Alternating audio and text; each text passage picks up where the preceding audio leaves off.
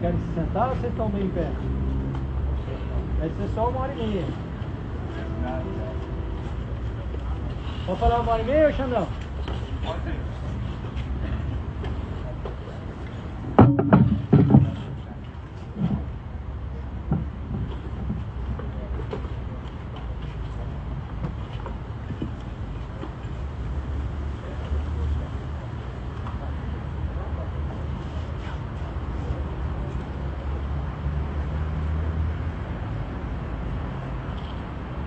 Quer falar alguma coisa, pastor Pedro? Quer falar alguma coisa, pastor Anderson? Eu estou querendo receber.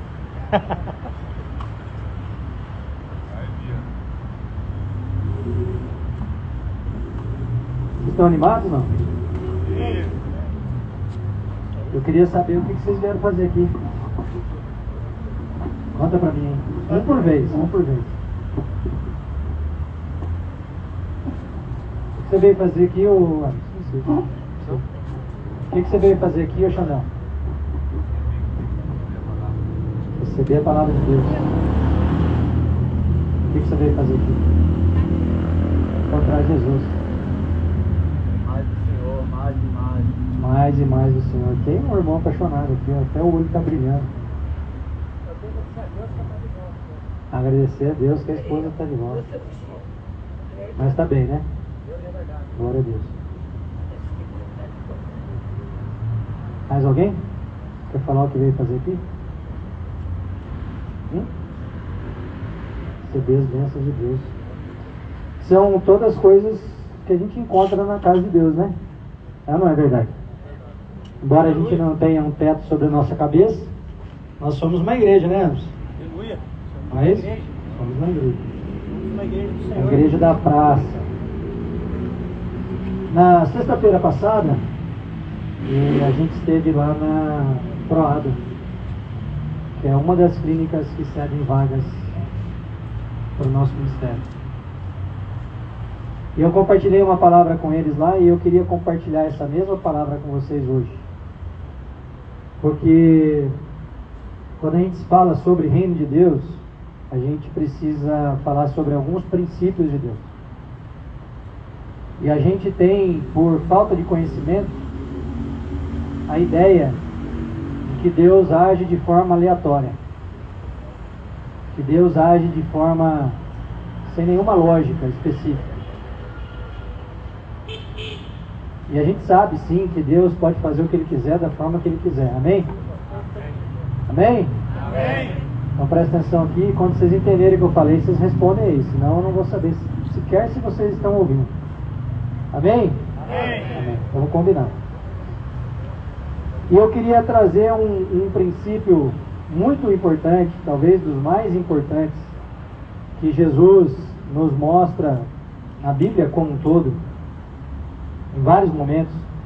Primeiro no Antigo Testamento, muitos dos profetas apontavam nessa direção. E Deus falando diretamente com Moisés apontava nessa direção. E depois no Novo Testamento, quando Jesus iniciou o seu ministério, a todo momento andando com os discípulos, ele apontava na mesma direção. E eu acho muito curioso, se é que essa é a melhor palavra, como Jesus andava na contramão do mundo. Então, naquela época, não diferente de hoje, os religiosos tinham uma ideia do que era um relacionamento com Deus. E Jesus andava na direção contrária dessas doutrinas todas, desses ensinamentos religiosos da época. Quem está entendendo? Então, se a gente pegar a Bíblia, a gente vai perceber que enquanto líderes religiosos achavam que não podia, por exemplo, curar no sábado, não podia trabalhar no sábado, quanto mais curar no sábado. Aí vinha Jesus e curava o cego justo no sábado. E aí os religiosos achavam que não podiam estar em qualquer roda. E aí vinha Jesus e mudava todo um caminho para encontrar com a mulher do poço, a mulher samaritana. Vocês conhecem essa passagem?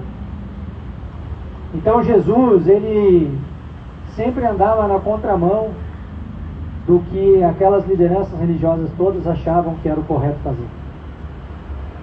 Mas tem alguns princípios que a gente tem que cuidar. Porque Deus é bom. É ou não é bom? É ou não é? É bom. Mas Ele não é tolo. A gente acha que na nossa experiência a gente tem algum irmão, algum conhecido, algum amigo que é bom, e porque ele é bom a gente pode fazer ele de bobo. É ou não é assim? Muitas das vezes a gente se sente bobo quando a gente é bom com alguém e a gente recebe em contrapartida algo que a gente não esperava de ruim. É ou não é assim? Eu tenho vários exemplos ao longo da minha vida, pessoas que eu procurei agir de uma boa maneira e a retribuição não foi das melhores. E é incrível que a nossa relação com Deus tende a ser da mesma forma. A gente sempre se coloca numa posição com Deus onde nós queremos todas as bênçãos que Ele pode nos dar. É ou não é verdade? Mas a gente não está disposto muitas vezes a obedecer o mínimo do que Ele nos manda fazer. Ah, Temer, mas eu nunca ouvi a voz de Deus. Mas você sabe o que é certo e o que é errado ou não? Sabemos, todos sabemos. E a gente tem a tendência natural, em função dessa herança que nós recebemos de Adão, de agir de forma má. Por isso que a Bíblia fala que na nossa carne não habita bem algum. O bem que eu quero fazer eu não faço, e o mal que eu não quero fazer eu acabo fazendo. Essa é uma experiência de todos nós. Não é uma experiência só de quem está numa situação mais vulnerável, numa situação de rua, numa situação de pobreza. Essa é uma experiência de todos nós humanos. E eu queria trazer hoje um dos princípios, que é a questão da gente guardar o nosso coração. Esse é um princípio bíblico que vai nortear muitas coisas, vai conduzir muitas coisas na nossa vida. Muitos dos assuntos que nós temos que lidar diariamente têm a ver com o que está no nosso coração. Então nós temos essa tendência má, não se esqueçam disso. Não ache que você está mais bem educado do que alguém, não ache que você é mais bonzinho do que alguém, que não é. Nós estamos no mesmo cesto de porcaria, de todos nós somos da mesma porcaria, mesmo nível de porcaria. O que faz a gente mudar essa escala para mais ou para menos é a quantidade de Jesus que a gente carrega. Está entendendo isso? Quanto mais Jesus em mim, menos de mim em mim mesmo. E quanto menos de mim em mim mesmo, mais Jesus eu tenho. E quanto mais Jesus eu tenho, melhor eu ajo e reajo diante das situações que a vida nos impõe. Deu para entender? Por que vocês não falaram amém? Esse é o nosso combinado. O Xandão vai puxar. Provérbios 4, versículo 10, eu vou ler até o 15. Sei quem tem Bíblia aí, se quiser acompanhar. Ouve, filho meu, e aceita as minhas palavras, e se multiplicarão os anos da tua vida. No caminho da sabedoria te ensinei, e por veredas de retidão te fiz. Veredas é o mesmo que caminho. Por elas andando, não se embaraçarão os teus passos. E se correres, não tropeçarás. É óbvio que o texto aqui não está falando de correr. O texto aqui está falando de uma caminhada em um caminho que não é mau. Apega-te à instrução e não a largues. Guarda, porque ela é a tua vida. Não entres pela vereda dos ímpios. Não entre pelas veredas dos ímpios é o mesmo que não ande no caminho dos ímpios. Nem andes no caminho dos maus. Evita-o, não passes por ele. Desvia-te dele e passa de largo, ou seja, passa longe. Se você vê que tem um caminho mau, você não deve andar nele, e além de não andar nele, você deve se desviar dele, e além de se desviar dele, você deve passar longe dele. Esse é um ensinamento bíblico para nós. E o livro de Provérbios, acho que todos sabem disso, mas vale lembrar, é um livro que foi escrito por Salomão. E esse trecho em específico, Salomão estava conversando com os seus filhos. Então ele estava ensinando aos seus filhos como os seus filhos deveriam se comportar. E se comportando dessa forma, eles teriam as bênçãos de Deus. O que a gente aprende aqui nesse versículo? Que a gente precisa adquirir sabedoria e inteligência. Sobre o quê? Sobre o quê? Sobre a caminhada com Jesus. E como que a gente aprende isso? Pela palavra de Deus. Então, se a gente não tiver um hábito de leitura diária da Bíblia, a gente não consegue adquirir sabedoria e inteligência segundo a palavra de Deus. A gente também aprende que a gente não deve se esquecer nem se afastar das palavras de Deus. Então, na nossa caminhada, nessa vida maluca que todos nós vivemos, nós vamos ter vários momentos que a nossa carne vai querer fazer com que a gente esqueça aquilo que a gente aprendeu através da Bíblia e haja no caminho contrário. É a nossa carne gritando contra o Espírito, para a gente agir não conforme a palavra de Deus diz, mas conforme o que a gente acha que deve agir. A gente tem que tomar muito cuidado para não cair nesse lugar. A gente também aprende que a gente não deve falar mentiras, nem palavras perversas. Se for para abrir a nossa boca, a gente tem que abrir a nossa boca para edificar alguém, e não para falar de alguém. E vocês podem não acreditar, mesmo no meio de quem já se converteu, tem muito problema relativo a isso. Então tem um padrão para você saber se você está no caminho certo ou errado. Se você vai conversar sobre alguém que não está presente, é fofoca. Jamais fale sobre alguém que não está presente. Só se for para elogiar. Se for para elogiar, fique à vontade. Mas se for para falar qualquer outra coisa, fique de boca fechada. A gente também aprende que a gente deve olhar firme para a frente, com toda a confiança. Não adianta a gente ficar olhando para trás, nem para os lados. Eu, ao invés de olhar para mim mesmo, eu fico olhando para o meu colega. E eu coloco um monte de problema nele, mas eu não olho os problemas que eu carrego. Ou eu fico olhando muito para mim, mas eu fico ainda com o olhar naquilo que eu já fui um dia, ao invés de focar naquilo que eu me tornei a partir de Cristo. Então a gente tem que tomar muito cuidado com isso. Porque a gente fazer uma análise de nós mesmos não significa a gente ficar se batendo, se martirizando pelo que passou. O que passou, passou. A partir do momento que você entregou sua vida para Jesus, pediu perdão, você está perdoado. Amém? Amém. A gente também tem que pensar muito bem no que vai fazer. E submeter os nossos planos a Deus. Porque muitas vezes nós fazemos planos, colocamos em prática, dá errado e a gente culpa Deus. Mas na hora de fazer a gente não perguntou para Deus. E aí eu imagino Deus lá do céu olhando para a gente e falando assim: o que eu tenho a ver com isso? Você escolheu o mal, está colhendo o fruto das suas más decisões. Não culpe a Deus por isso. Também faz parte da sabedoria e inteligência praticar o ensino que Jesus nos deixou. E esse é um grande desafio. Porque vocês concordam que como Jesus ninguém nunca vai ser? Sim ou sim? Mas Jesus quer de nós um coração disposto a tentar ser como Ele. Ele não exige de nós a perfeição. Mas Ele quer no nosso coração que a gente tenha uma busca sincera por procurar errar menos. Porque errar a gente vai. Mas a gente tem que procurar se afastar desse caminho mau. Em Provérbios 4, versículo 20 até o 23, presta atenção aqui. Filho meu, atenta para as minhas palavras. Palavras de quem, irmão? De Deus.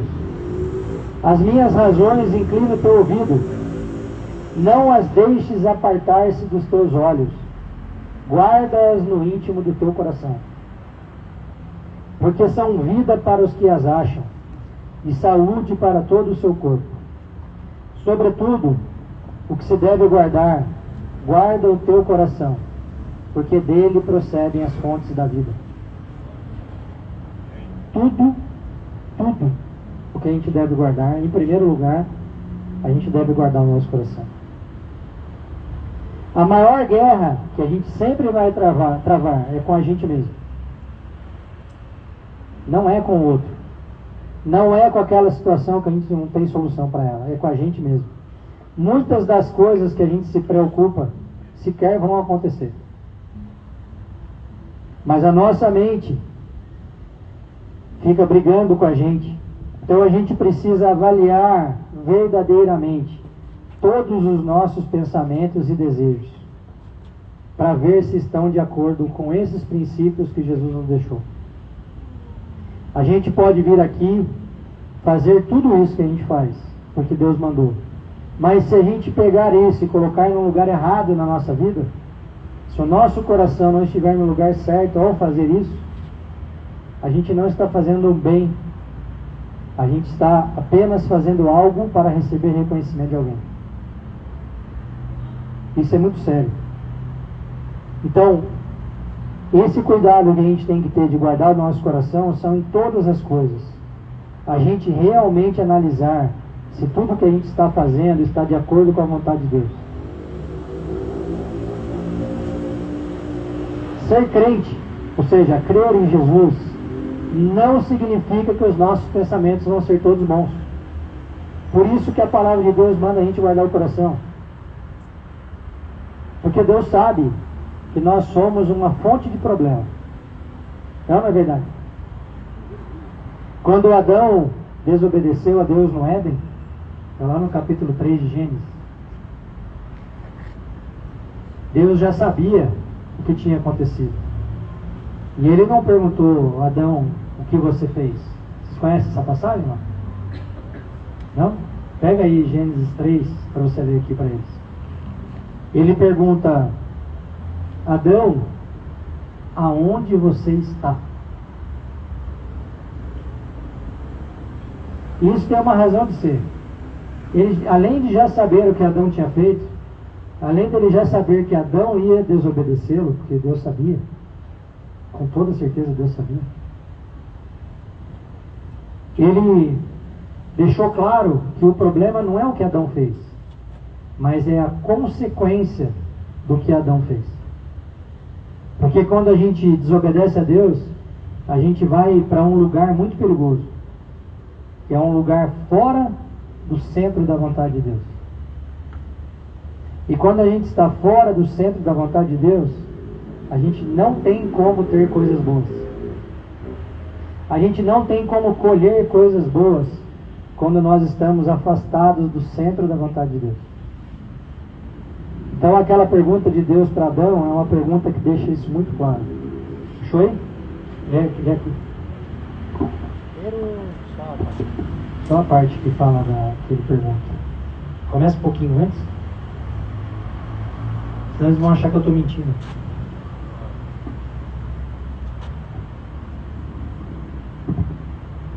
Quando o homem e a sua mulher ouviram o som do Senhor Deus que caminhava para o jardim, ao sopro do vento do dia, esconderam-se da presença do Senhor dentre as árvores do jardim.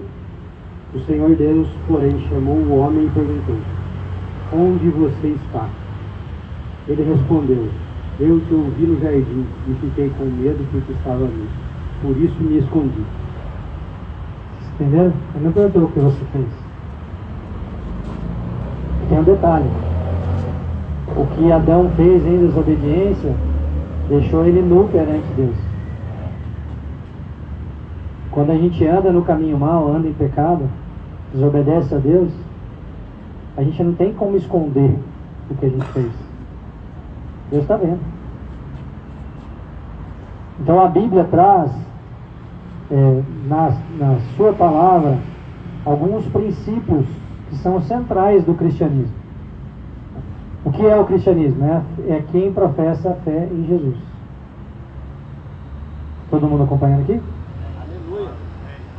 Quais são esses valores centrais? Amor ao próximo, compaixão, caridade, justiça, paz, perdão, humildade, honestidade, virtude, a fé em Deus, a esperança, a bondade, a misericórdia, a solidariedade, a compreensão, a fraternidade.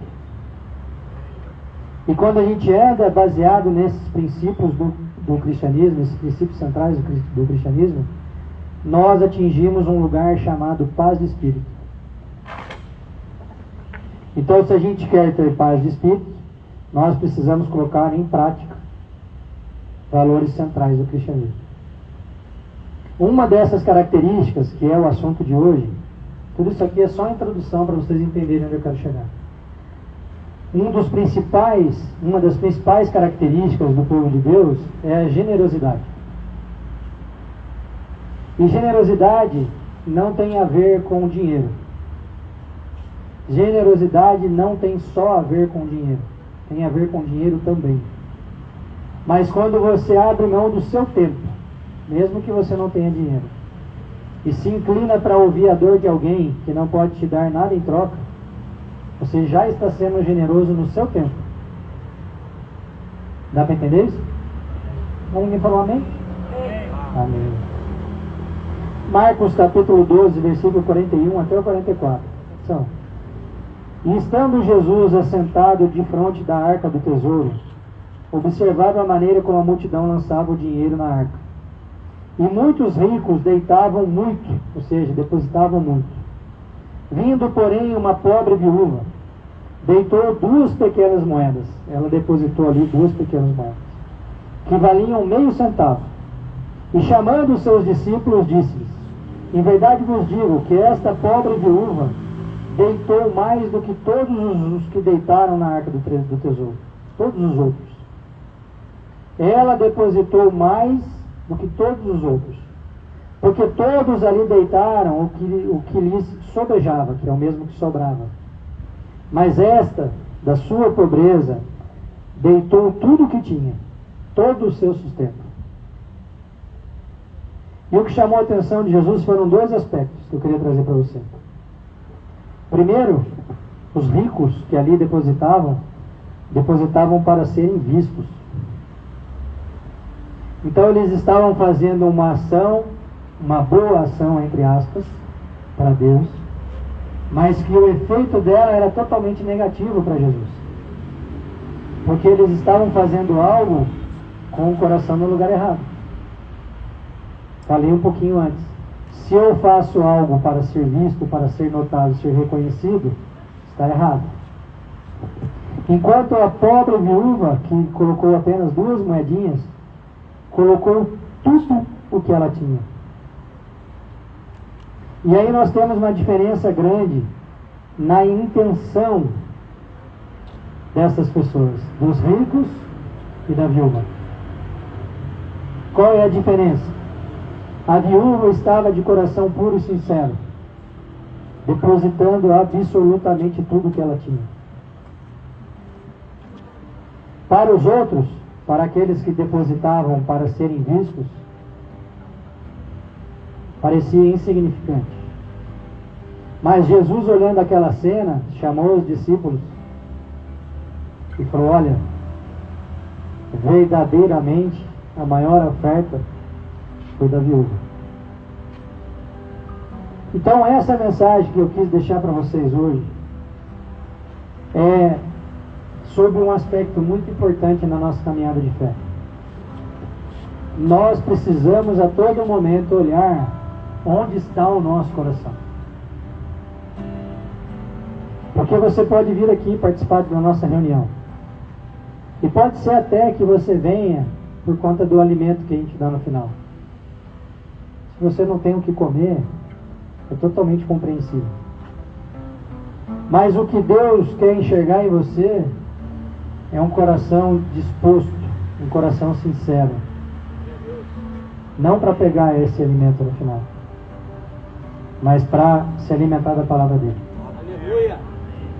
E essa é uma preocupação que nós temos muito grande como grupo, porque a gente não vem aqui para fazer uma ação social. Não foi para isso que Deus nos chamou. Quando o Espírito Santo naquele dia na minha casa me visitou, falou: Temer, eu quero que você pegue o seu estudo bíblico e vá para a rua. Ele não falou: eu quero que você pegue as marmitas e vá para a rua. Ele claramente nos direcionou para vir aqui falar sobre a palavra de Deus para vocês. Na nossa limitação de conhecimento, na nossa limitação de entendimento, mas enxergando o nosso coração disposto, nós como grupo.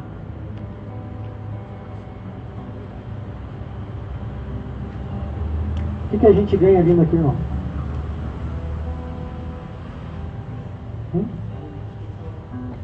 Vocês? Sem dúvida. Mas e a gente como grupo? Nós aqui. Eu, Thiago, a Dani, o Anderson. O irmão ali, desculpa, não lembro seu nome. O Wellington. O que a gente ganha vindo aqui? O que a gente vem aqui porque, em primeiro lugar, a gente ama a Deus sobre todas as coisas, que é o primeiro e maior mandamento que a Bíblia nos traz. Mas a gente não pode dizer que ama a Deus se a gente não o obedece. E esse é um ponto que tem ardido muito no meu coração nos últimos tempos. Porque com um celular na mão e um acesso à internet, você consegue assistir a pregações, e tem muitas pregações nesse sentido, talvez dos mais famosos da internet, pessoas com milhões de seguidores, que só falam sobre a graça de Jesus, onde dá a impressão que nós, homens, somos o centro de tudo. Aonde diz que se Deus deixa você olhar, sentir, abraçar, tocar, é porque Ele vai te dar. Isso não é Bíblia. A caminhada do Evangelho, o verdadeiro Evangelho de Cristo, é uma caminhada de renúncia. A caminhada com Jesus da Bíblia é uma caminhada de negar a si mesmo, de tomar a nossa cruz. E é muito claro isso nos evangelhos que narram a trajetória de Jesus na terra, onde primeiro ele fala que você deve amar o próximo como a si mesmo. E aí ele vai narrando toda a história da vida de Jesus e ele fala: você deve amar o próximo como eu os amei. E aí ele continua contando a história da vida de Jesus e ele fala assim: agora quem quiser vir após mim, pegue a sua cruz, negue-se a si mesmo e siga-me. A vida com Jesus é uma vida progressiva de entrega e renúncia. Não é essa vida onde Ele é o Deus Papai Noel que vai dar tudo que você quer. Então, para a gente seguir Jesus, a gente tem que estar preparado para renúncias de recursos financeiros, de recursos de tempo. A gente podia estar aqui, todo mundo na sua casa, depois de trabalhar o dia inteiro, com as suas famílias bem tomadas, jantando. Mas quando a verdade do Evangelho, essa verdade que a gente tenta passar para vocês, rompeu a nossa surdez, e nós entendemos que tudo é dele, para ele, por ele. Aleluia, aleluia. Quando a gente entendeu e entregou tudo isso nas mãos de Deus, Ele viu em nós um coração disponível. Ele viu em nós um coração sincero. E Ele tem derramado, através das nossas vidas, derramado mais dele mesmo na vida de vocês. Mas vocês podem pegar tudo isso que vocês ouvem aqui toda segunda-feira e dar um sentido nisso para a vida de vocês,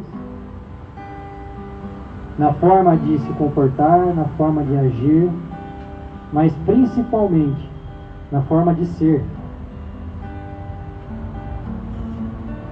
Quando a gente fala que não vivo mais eu, mas Cristo vive em mim, que é o que está lá em Gálatas 2:20, estampa a nossa camiseta aqui atrás. É sobre isso que a Bíblia está falando. Lembra que eu já falei para vocês algumas vezes, vou repetir. No nosso coração tem um trono. Se eu estou no trono do meu coração, tomando as decisões por conta própria, vivendo a vontade dos meus desejos, cedendo a essa força que a minha carne tem, que é muito grande, quem que está na cruz? Se eu estou no trono, Jesus está na cruz. Mas quando eu vou para a cruz de Cristo e deixo Ele centrar no trono do meu coração, aí eu tenho que viver conforme os valores que a Bíblia traz. É fácil? Hã? Claro que não. Todos os dias eu tenho alguma situação mais grave, alguma situação de discussão, alguma situação de estresse, que eu preciso me lembrar que eu não sou aquela velha criatura. Quando eu vou dar uma resposta mais atravessada com alguém, eu tenho que parar e falar assim, eu não sou mais essa pessoa. Cada um tem um problema. Alguns têm vícios, outros têm problemas de imoralidade sexual. Eu sei que o Espírito está falando com você. Outros têm problema de pensamento mesmo. Só pensa mal do irmão. Mas deixa eu contar uma coisa para você. Quando você entrega a sua vida para Jesus verdadeiramente e deixa Ele ocupar o trono do seu coração, sua vida nunca mais vai ser a mesma. Aleluia. E isso não tem absolutamente nada a ver com não ter problemas. Eu acho muito engraçado esses pregadores falarem de uma vida sem problemas, onde vai dar tudo certo, sendo que o próprio Jesus no mundo, mas tem de bom ânimo? Irmão, se Ele está dizendo que Ele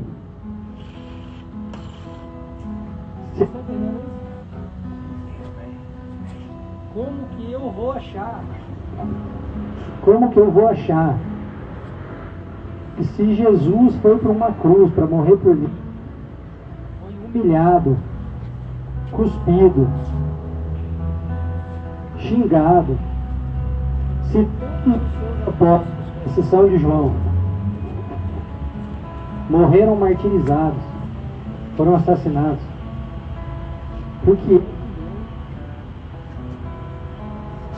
é que eu, na minha insignificância, não vou ter problema? Está entendendo isso? Mas a Bíblia também diz que nós passaremos pelas águas e não nos afogaremos, que nós passaremos pelo fogo e nenhuma chama arderá em nós. E por quê, irmãos? Porque Deus estará conosco até a consumação dos séculos. Amém? Você quer ter essa vida de tranquilidade em meio ao caos? Quer assim, assim? Então fique em pé aí, vem aqui na frente que a gente quer orar com você.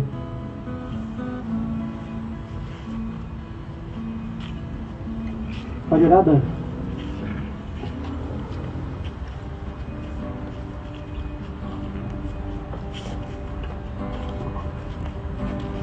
Senhor, nesse momento, nós queremos abrir o coração e, meu Deus, entregar a nossa vida verdadeiramente a Ti. Senhor, sabemos que não é só de pão que vai viver o homem, mas é da Tua palavra. Então, Senhor, que essa palavra que foi dita aqui hoje venha ficar, meu Deus, no nosso coração. Meu Deus, que possamos entregar a nossa vida, não de palavras, mas de todo o nosso coração a Ti. Para que haja, meu Deus, um novo nascimento, para que possamos viver a Tua vontade. Senhor, não queremos sair daqui do mesmo jeito que chegamos. Sabemos que essa palavra, Senhor, vai surgir efeito na vida dessa pessoa, meu Deus, que chegou aqui hoje desanimado. Essa pessoa, meu Deus, que já não quer mais ser o mesmo. ela faz um voto nesse momento com o Senhor, meu Deus, querendo mudar de todo o coração. Meu Deus, então que essa pessoa, nesse momento, sinta o toque das tuas mãos. Meu Pai, que haja o novo nascimento. Meu Pai, que essa pessoa sinta agora a tua presença. Faça aquilo que nós não podemos fazer. Entra no mais íntimo dessa pessoa, meu Pai. E que ela venha ser curada, liberta, transformada. Para que todos que possam dar para essa pessoa a partir de hoje, veja, meu Deus, os frutos. Veja, meu Deus, a mudança, a diferença na vida dela. Senhor, começa por mim, Senhor. Essa palavra hoje, meu Deus, tocou no mais íntimo do meu coração. Senhor, somos pecadores, somos errantes. Então, meu Deus, que possamos, meu Pai, fazer uma aliança verdadeira contigo. Amém. Que essa é a tua vontade, Senhor. É servir a ti de todo o nosso coração. Entregamos essa noite, meu Pai, tudo a ti. Temos gratidão por esse momento, estarmos aqui com os irmãos. Temos gratidão, Senhor, por ouvir essa palavra, por poder ter a oportunidade, meu Pai, de se arrepender e de mudar, meu Pai, de fato, de verdade. Senhor, entrego todas essas pessoas nas tuas mãos, Senhor, em nome de Jesus. É isso aí, Senhor, nós estamos clamando por este homem, estamos clamando por esta mulher. Nós estamos pedindo que o céu se abra em favor desta vida. Senhor, a tua palavra é como a boa semente jogada na terra. E nós pedimos que esta palavra que foi jogada na terra, ela, Senhor, não seja roubada pelo adversário, mas que ela cresça, que ela germine, que ela dê fruto a 100 por 1. Meu Deus, joga por terra o mal, joga por terra aquilo que aprisiona, joga por terra aquilo, Senhor, que destrói, joga por terra o desânimo, joga por terra, Senhor, a obra do passarinheiro, da peste perniciosa. Deus, quebra a obra do maligno na vida deste homem. Senhor, esta pessoa que está com a vida amarrada, esta pessoa que está com a vida estancada, que, Senhor, dá um passo para frente e dois, Senhor, meu Deus, para trás. Senhor, levanta esta pessoa. Senhor, nós pedimos de ordem aos teus anjos a lutar a causa desta mulher, a lutar a causa deste homem que não tem força para lutar, que não consegue sair da rua, que não consegue deixar esse vício maldito. Pai, joga por terra, destrói a obra do inimigo. Senhor, quebra por terra, Senhor, quebra a obra do adversário nesta vida. Nós te pedimos, Espírito Santo, entra com ação nesta vida. Espírito Santo, vai aonde o homem não pode ir. Espírito Santo, faz aquilo que o homem não pode fazer. Glorifica o nome de Jesus nesta pessoa. Senhor, arranca a tristeza, arranca a depressão, arranca, Senhor, a melancolia e traga a certeza, Senhor, da salvação. Traga a certeza que o Senhor cuida, traga a certeza que o Senhor nos abraça no dia da nossa dificuldade. Espírito Santo, toma para ti a vida desta pessoa. O Senhor sabe o que ela precisa, o Senhor sabe o que ela necessita. Por isso pedimos que o teu nome seja colocado nesta vida, pelo poder do nome de Jesus.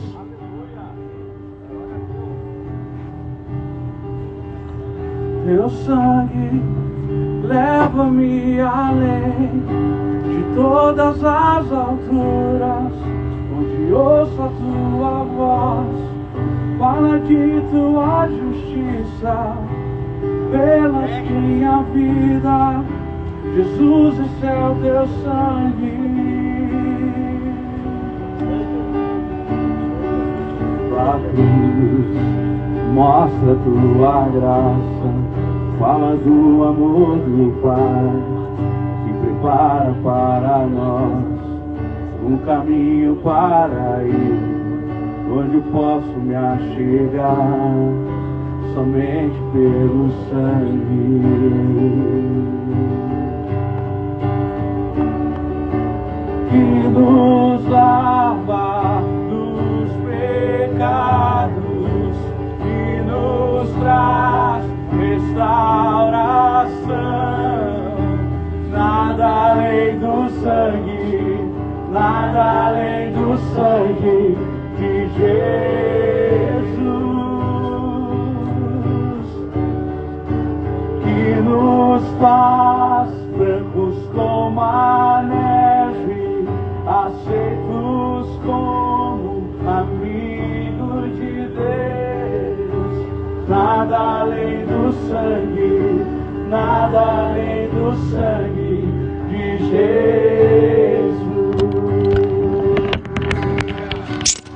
Tua cruz mostra tua graça, fala do amor do Pai, que prepara para nós um caminho para ir, onde eu posso me achegar somente pelo sangue.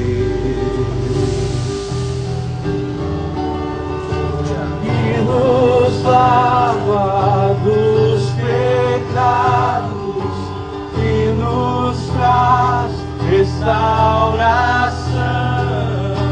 Nada além do sangue, nada além do sangue de Jesus,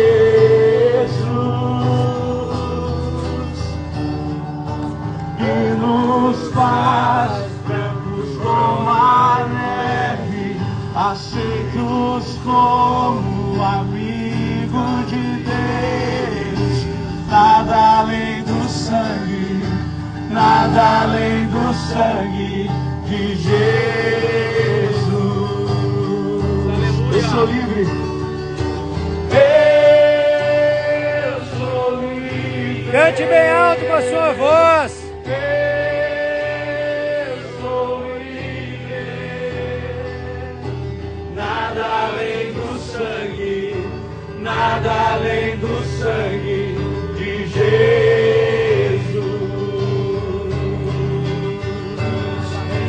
Eu sou livre.